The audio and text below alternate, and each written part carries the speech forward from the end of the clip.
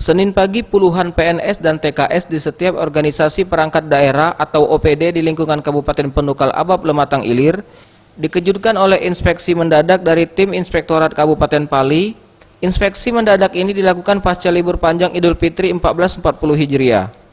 Sebanyak 5 tim yang tersebar dari Inspektorat Pali beserta Satpol PP Pali dan BKD Pali juga ikut terlibat dalam inspeksi ini, mengajak langsung absen pegawai satu persatu absensi ASN dan TKS secara detail.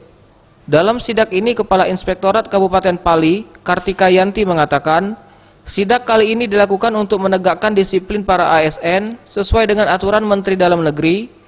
Selain itu juga untuk melihat kesiapan para pegawai di beberapa OPD setelah menikmati libur Lebaran 2019, terutama di bidang pelayanan masyarakat.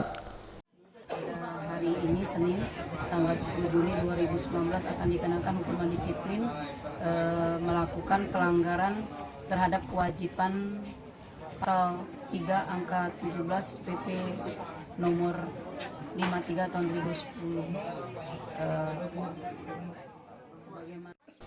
Bagi para ASN yang ditemukan tidak masuk kerja pada sidak ini, pihak Inspektorat Pali akan memberikan hukuman disiplin.